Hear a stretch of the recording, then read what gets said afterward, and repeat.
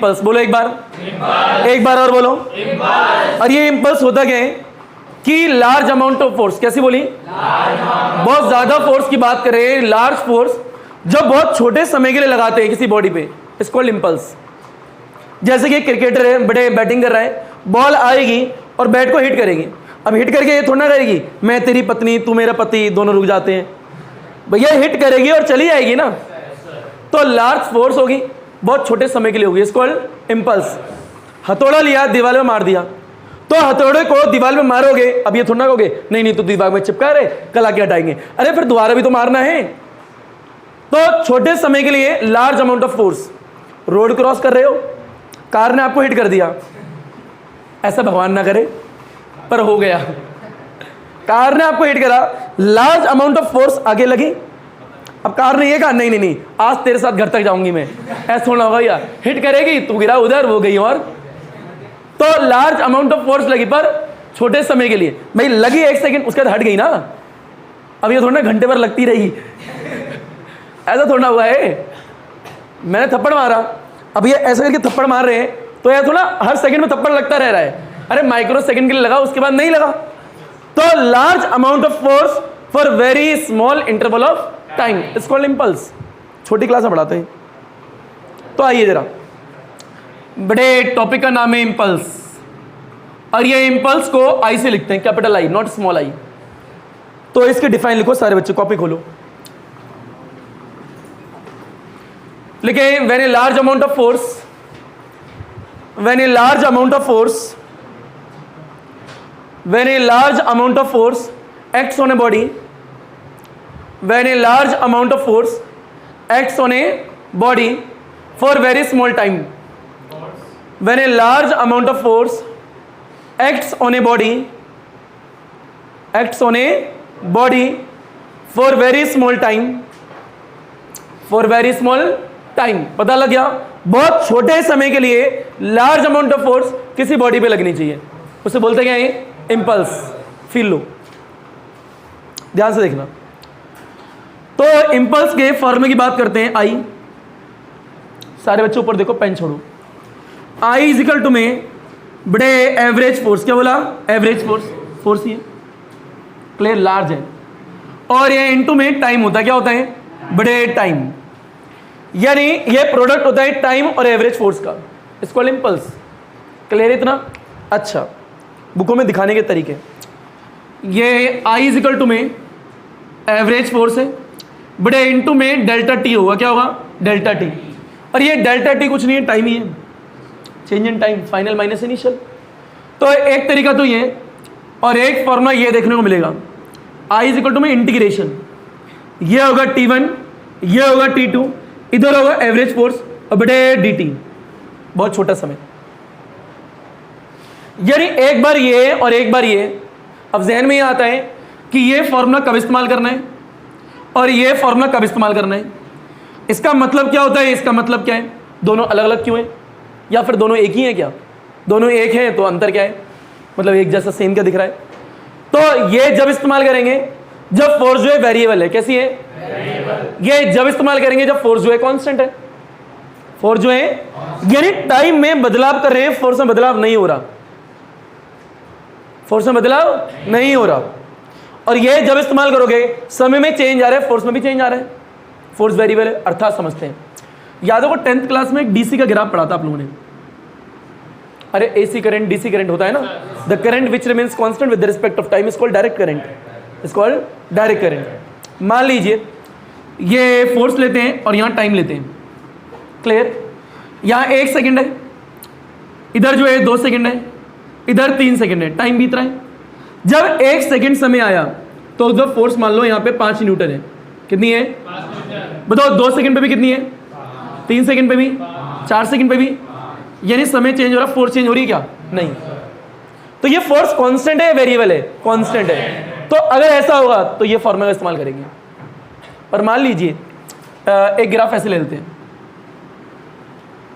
बताओ यहाँ पे समय क्या है, बटा 1 है, तो जो फोर्स यहाँ कुछ होगी, मान लीजिए यहाँ फोर्स है 2 न्यूटन, बताओ यहाँ समय 2 सेकंड हुआ तो फोर्स अलग है क्या, 3 न्यूटन, यानी अलग समय पे अलग फोर्स, फोर्स वेरिएबल है, वेरिएबल मींस चेंज हो रही है, क्या हो रही है, चेंज। तो जब फोर्स चेंज होगी, वेरिएबल होगी, तो इम्पल्स निकालना है, इससे निकालेंगे। यानी एक समय ये रहा, एक समय ये रहा, ये इनिशियल, ये फाइनल। और जब फोर्स कांस्टेंट होगी तो ये इस्तेमाल करते हैं। इतना आगे है क्या, पहले इतना लपेटो, घसीटो, उठाओ, पटको, उसके बाद में डेरिवेशन भी करेंगे। बेटा इम्पल्स, टी बेटा टाइम की बात होती है ना बेटा। इसके बाद में एक हेडिंग डालो, इम्पल्स मोमेंटम थ्योरम, 2 नंबर में आती है बेटा। इम्पल्स मोमेंटम थ्योरम हेडिंग है, इम्पल्स मोमेंटम थ्योरम टॉपिक है, इम्पल्स मोमेंटम थ्योरम।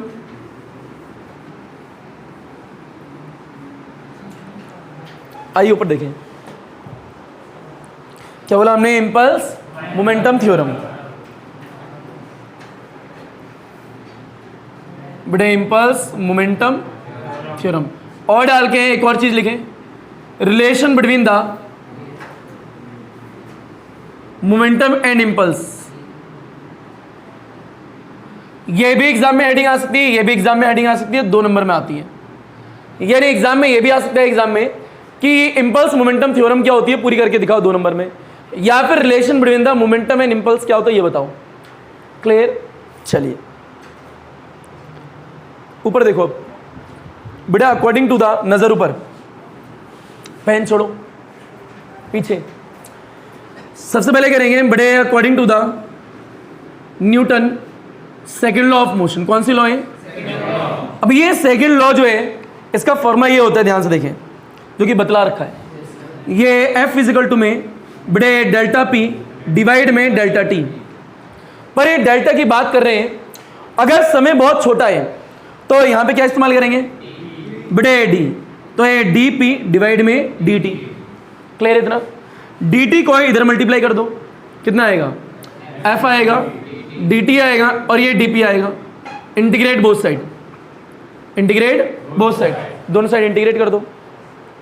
जब इंटीग्रेट करोगे बड़े इधर आएगा एफ डी टी और इधर आएगा डी पी का इंटीग्रेशन। मान लीजिए जो एक बॉडी है, बॉडी में शुरू में समय 0 से स्टार्ट हुआ है। जब समय 0 है उस वक्त बॉडी का मोमेंटम P1 है। कितना है? P1। और समय बढ़ता गया बढ़ता गया बढ़ता गया, समय T हो गया, उस वक्त बॉडी का मोमेंटम कितना है? P2 है। ये लिमिट्स लेने वाला पहले ही बताई थी, टाइम की लिमिट 0 से T होती है, ये 3rd चैप्टर में सिखाया है। तो अगर किसी को समझना है, मान लीजिए एक बॉडी है, मूव कर रही है, आपने एकदम से उसे देखा, तो जब देखा बॉडी तो मोशन में ही है, पर जब देखा तो समय शुरू हुआ है। क्या हुआ है? शुरू हुआ है। तो 0 समय है तो उस वक्त बॉडी का मोमेंटम P1 है। समय बेहता, आप देखते रहे, बालकनी में खड़े हो गए, एक कार आ रही है, देखते रहे, उसे घर तक छोड़ गए आंखों से देखते रहे। यहाँ पेड़ है मान लो बहुत बड़ा सा, क्लियर? पेड़ के बाद मोड़ है, कार मोड़ के बाद नहीं दिखेगी। कार को देखना शुरू करा, जब देखना शुरू करा है समय कितना? 0 से स्टार्ट हुआ और 2 सेकंड तक देखा है, क्योंकि 2 सेकंड में मोड़ आ गया, गड्डी मोड़ गई। तो जब मैंने देखा, रुकी या मोशन में? मोशन में। कुछ तो होगा बॉडी का मोमेंटम, 0 तो नहीं होगा ना, क्योंकि वेलोसिटी तो है और मास तो है। वेलोसिटी 0 तो नहीं है मोशन में। तो मैंने देखा, देख रहा हूँ, कार जा रही है, टाइम बढ़ रहा है। फाइनल वहाँ पे थी, वहाँ पे उसने एस्केलेटर रख दिया, बहुत देर से देख रहा है, तेज भगा दी। क्या भगा दी? तेज, या फिर धीरे कर ली और देख ले, ठीक है, व्हाटएवर जो भी करा। तो जब देखा तो फाइनल टाइम वहाँ है, हमें नहीं पता उस समय क्या है, टी मान लिया। उस वक्त बॉडी का मोमेंटम कुछ रहा होगा, हमें नहीं पता। क्लियर? इतना सॉल्व करो। एक और लाइन बड़े एग्जाम में जरूर लिखना, इफ ये जो एवरेज फोर्स है ये कांस्टेंट हो, क्या हो? कांस्टेंट हो। अगर ये कांस्टेंट है तो बाहर आ जाएगी। क्या आएगी? बाहर। तो एफ बार आ गई, मतलब क्या आएगा? 0 टी, अंदर क्या आएगा? डी टी इजिकल टू में P1 P2 और ये DP, इसके आगे सबको आता है। dt का इंटीग्रेशन T, dp का P, सारी अपर लिमिट माइनस सारी लोअर लिमिट, वो कर ही लेंगे। बहरहाल स्कूल के टीचर ये भी बोल सकते हैं आप लोगों से, ये इम्पल्स होता है, बिल्कुल सही है, ये भी इम्पल्स है, पढ़ा तो था भी बेटा। I इजिकल टू में T1 T2 FDT बढ़ाया था ना, इम्पल्स का एक फॉर्मूला होता है। तो अगर मैं T1 0 लिख दूं, बटे ये T लिख दूं, तो ये भी तो इम्पल्स ही है। पर मैं कह रहा हूं फोर्स कांस्टेंट है तो इम्पल्स का फॉर्मूला तो दूसरा होगा ना। यहां तक तो वेरिएबल के लिए था, किसके लिए था? अब मैंने ये क्या कहा, अगर ये आपकी कांस्टेंट है तो फॉर्मूला अलग आएगा। कौन सा आएगा? एफ इंटू टी वाला। क्लियर है? तो एक ही में दोनों ड्राइव कर दूंगा मैं, इतना नहीं आया तुम्हें तो याद रखना। चलो लपेटो, घसीटो, उठाओ, पटको, हलवा चीज। तो इससे आगे करना क्या है, बड़े सारी अपर लिमिट माइनस सारी लोअर लिमिट करना है। आइए ऊपर देखो, बड़े इधर का मिटो दो।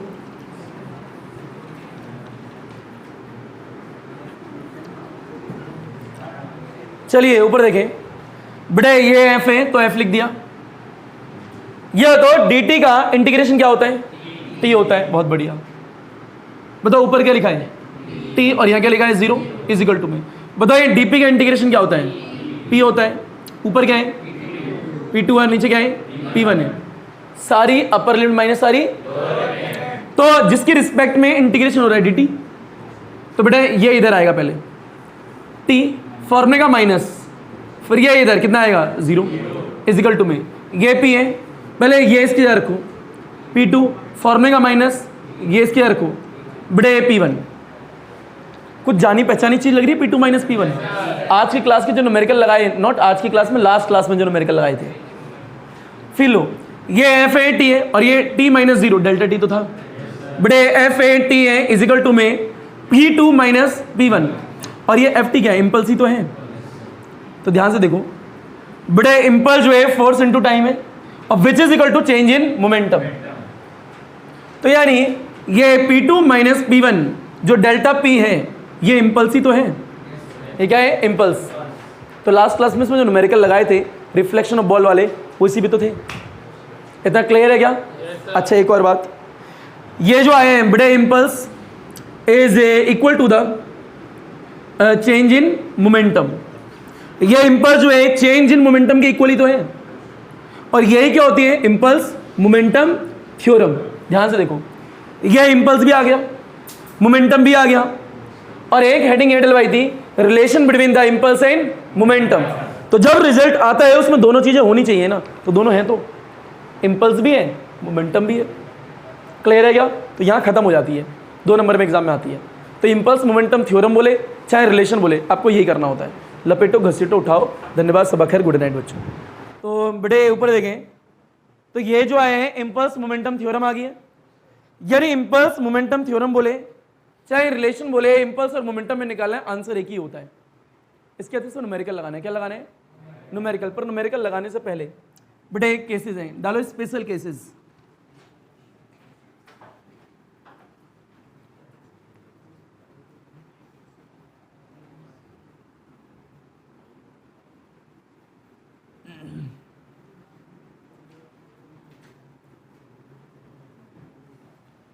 बड़े ये केसेस ध्यान से देखें। अब ये स्पेशल केसेस की बात करनी है, पहले ये नजर ऊपर, पेन छोड़ो। व्हेन द बड़े इधर व्हेन द अप्लाइड फोर्स, जो फोर्स है बड़े इज कांस्टेंट, यानी फोर्स कैसी है, कांस्टेंट है। अगर फोर्स कांस्टेंट है तो आपको पता है इंपल्स का फॉर्मूला क्या होता है। पर बहरहाल बड़े ये जो है टी है और ये जो है फोर्स है, पता लग गया। पहले ध्यान से देखो, ग्राफ किसके बीच में है, फोर्स और टाइम के बीच में। जिन बच्चों ने मेरे से ग्राफिकल क्लास ली है उनको पता होगा एरिया अंडर द ग्राफ मैंने कई बार पढ़ाया है। तो आइए जरा ध्यान से देखें, ये जो है मान लीजिए बेटा इधर एक समय, इस समय पे ये फोर्स इतनी है, इस समय पे बड़े फोर्स इतनी है, इस समय पे फोर्स इतनी है, इस समय पे फोर्स इतनी है। फोर्स चेंज हो रही है क्या? फोर्स कांस्टेंट है। फोर्स कैसी है? कांस्टेंट। मान लीजिए ओ ले लिया, ए ले लिया, बी ले लिया, यहां से लाइन खींच देते हैं समझाने के लिए, मर्जी आपकी कितना भी चलाओ। बड़े डी ले लिया, इसे शेडेड कर दो। ये एरिया दिख रहा है, ये इसकी बात कर रहे हैं। बताओ इंपल्स का फॉर्मूला होता क्या है? इंपल्स जब फोर्स कांस्टेंट होती है, बड़े force into delta T. Clear? बताओ फोर्स जो है, फोर्स यही तो है, ये एक्सिस फोर्स का ही तो था। बताओ फोर्स कितनी है? ओ ए इनटू में डेल्टा टी, यहां से लेके यहां का समय, फाइनल माइनस इनिशियल। ये क्या डेल्टा टी है, ये ओडी डेल्टा टी तो है, ओडी ये आ गया। ये लेंथ है बड़े बी है, एल इंटू बी क्या होता है? Area of rectangle.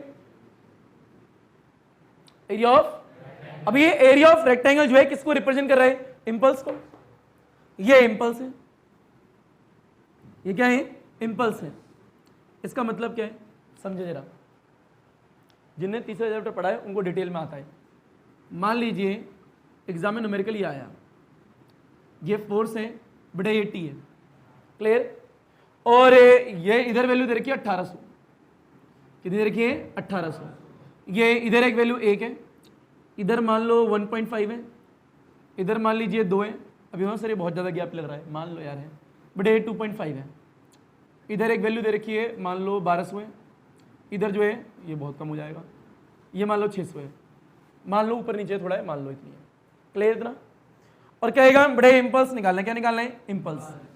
तो इम्पल्स जो है क्या होता है, ये एरिया ही तो होगा, area under the F T graph, area under the, ये एफ है टी है, इसके अंदर का जो एरिया है यही तो इम्पल्स है, हाफ बेस इनटू हाइट।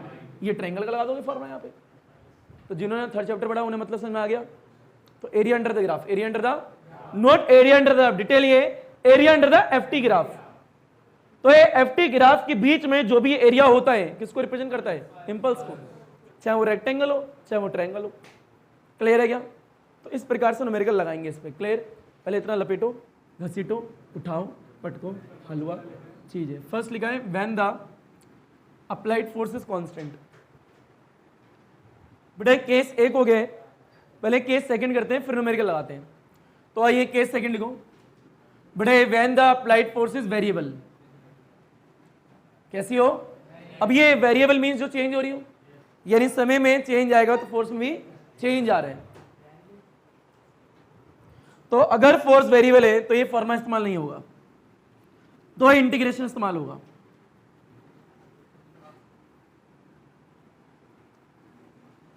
आइए ऊपर देखिए, बेटे अगर फोर्स वेरिएबल है तो इंपल्स का फॉर्मूला में डायरेक्ट लिख रहा हूं, इंटीग्रेशन T1, ये T2, ये F और ये dt, ये इस्तेमाल होता है, क्लियर है, ये आपको आना चाहिए। बहरहाल इसका ग्राफ देखें जो कि बनवा नहीं रहा हूं, ये T है ये F है, बड़े इस तरीके से समय बता दिया ना, अलग अलग होती है वैल्यू, तो वो होता है जिसमें न्यूमेरिकल बनेगा नहीं आपका भी, क्लियर इतना। तो पहले इसे लपेटो, घसीटो, उठाओ, पटको, हलवा चीज है। आइए बच्चों ऊपर देखो, बड़े एक न्यूमेरिकल है, एक न्यूमेरिकल लगाते हैं और इस टॉपिक को खत्म करते हैं, ठीक है।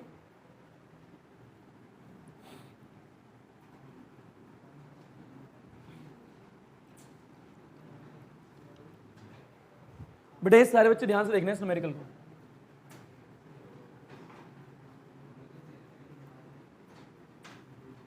अच्छा एक और बात, बेटे जैसे एग्जाम में एफ और टी के बीच में ग्राफ दिखा तो उसके अंदर का जो एरिया होगा शेडेड रीजन के अंदर का, वो क्या होगा, इंपल्स होगा। वो एरिया निकाल लो, इंपल्स आ गया, क्लियर है। आइए तो मान लीजिए ग्राफ कुछ ऐसे, इधर जो है वैल्यू कितनी ली थी अभी हमने, बड़े 1800। याद रखना फोर्स का एक्सेस है, मतलब ये फोर्स है, और एक वैल्यू ले लेते हैं 1800 का, एक 1200 ले लेते हैं, बड़े 1200 है और एक 600 ले लेते हैं, ये 0 ले लेते हैं, इतना क्लियर। मान लीजिए यहाँ पे 1 है और इधर जो है बड़े 1.5 है, एक ले लेते हैं 2 और एक ले लेते हैं 2.5, ऐसे आंकड़े ले लिए बस, क्लियर। और एग्जाम में न्यूमेरिकल ये आया, इसके अंदर 2 पार्ट है, पहला ये है और दूसरा ये है। पहले इंपल्स निकालो, क्या निकालना है, इंपल्स। अगले बड़े एवरेज फोर्स निकालनी है, पता लग गया। अब ये इंपल्स निकालने हैं, जहन में आएगा कि एफ और टी के बीच में ग्राफ है, तो ये शेडेड रीजन का जो एरिया होगा इस वाले का, ये जो एरिया होगा यही क्या होगा, इंपल्स होगा। तो यानी ट्रायंगल ही तो है, तो अगर इंपल्स निकालना है तो एरिया ऑफ ट्रायंगल निकालो। तो बड़े इंपल्स इज इक्वल टू में area of triangle is equal to में हाफ बेस इनटू हाइट, ये आता है हाफ आएगा। बताइए बेस कितना होगा, ये 2.5 से 1 का, यही तो बेस है। कैसे निकालेंगे, 2.5 में से 1 को माइनस कर दो, पूरा ये आ जाएगा, ये आएगा 2.5 माइनस 1, पूरा लिख रहे हैं, ठीक है। बताओ हाइट क्या है, हाइट तो ये है ना, ये हाइट है। बताओ हाइट कितनी है, बड़े 1800, तो ये हाइट आ गई 1800। सॉल्व आप लोग कर लोगे तो ये आ गया इंपल्स कैपिटल आई। अगला बताओ क्या निकालना है, बड़े फोर्स, ये अगले एवरेज फोर्स निकालनी है। बताओ इंपल्स इज इक्वल टू में एफ एवरेज इनटू में डेल्टा टी पढ़ा आप लोगों ने, क्लियर। मान लीजिए इसका आंसर कुछ आया, क्या आया, कुछ तो आएगा।